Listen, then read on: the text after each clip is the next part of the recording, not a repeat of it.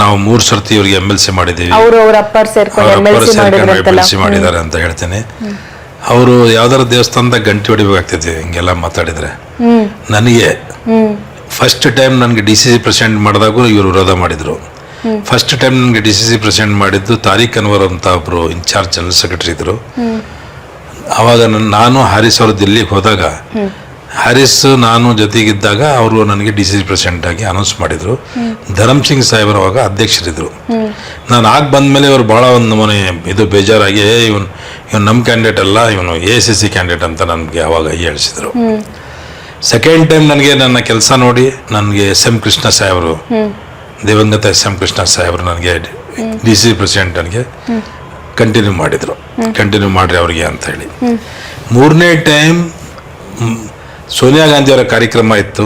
ಆವಾಗ ನಾನು DCC president ಇದ್ದಿಲ್ಲ, ಆದರೆ ಆರ್ಗನೈಸ್ ಪೂರ ನಾನೇ ಮಾಡಿದ್ದೆ.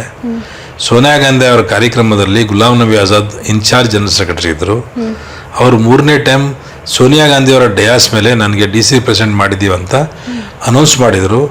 ನಮ್ಮ ದೇಶಪಾಂಡೆ ಸಾಹೇಬ್ರು ಅವಾಗ KPCC ಅಧ್ಯಕ್ಷರಿದ್ದರು. ಅವರು ರಾತ್ರಿ ಟೈಪ್ ಹೊಡೆಯೋಕೆ ಯಾರೂ ಸಿಕ್ಕಿಲ್ಲ ಅಂತೇಳಿ ಕೈಯಿಂದ ಬರೆದು ನನಗೆ ಇವತ್ತಿಂದ ನಿಮಗೆ DCC ಪ್ರೆಸಿಡೆಂಟ್ ಮಾಡಿದ್ದೀವಿ ಅಂತ ರಾತ್ರಿ 5 ಗಂಟೆಗೆ ನನಗೆ ಇದು ಲೆಟರ್ ತಲುಪಿಸಿ, ಬೆಳಿಗ್ಗೆ ತಾವು ಸೋನಿಯಾ ಗಾಂಧಿ ಅವ್ರಿಗೆ ರಿಪೋರ್ಟ್ ಮಾಡಬೇಕು, ನೀವು ಇರಬೇಕಲ್ಲಿ ಇದ್ರಾಗ ಲೈನಿಂದ ನಿಲ್ಲಿಸ್ತಾರಲ್ಲ ಇದ್ರಾಗ ನೀವು ಇರಬೇಕು ಅಂತ ನನಗೆ ಬೆಳಿಗ್ಗೆ 5 ಗಂಟೆಗೆ ನನಗೆ ಇದು ಬಂತು. ನಾನು ಹೋಗಿ ಬೆಳಿಗ್ಗೆ ಕ್ಯೂದಾಗ ನಿಂತ್ಕೊಂಡಿದ್ದಾಗ ಲೈನ್ನಾಗೆ ಆವಾಗ ಗುಲಾಂ ನಬಿ ಆಜಾದ್ ಸಾಹೇಬರು ನನಗೆ ಇಂಟ್ರೊಡ್ಯೂಸ್ ಮಾಡಿಸಿದ್ರು ಮೇಡಮ್ ಅವರಿಗೆ. ಇವರೇ ನಿನ್ನೆ ರಾತ್ರಿ ನೀವು ಹೇಳಿದ್ರಲ್ಲ DCC ಪ್ರೆಸಿಡೆಂಟ್ ಮಾಡೋಕ್ಕೆ ಇವರೇ ನೋಡ್ರಿ ಜಬ್ಬಾರ್ ಅಂತ ಅಂದರು. ಹಿಂಗೆ 3 ಸರ್ತಿ ನನಗೆ ಆ ಟೈಮ್ ಮಾಡಿದರು. ಇವರು ಅದರಾಗೆ ಒಂದು ಪೈಸದ್ದು ಇವ್ರಿಗೆ ಕಂಟ್ರಿಬ್ಯೂಷನ್ ಅದ್ರಾಗಿಲ್ಲ. ಅದು ಫಸ್ಟ್ ಆಫ್ ಆಲ್ ಕ್ಲಿಯರೆನ್ಸ್ ಮಾಡ್ತಾ ಇದ್ದೀನಿ.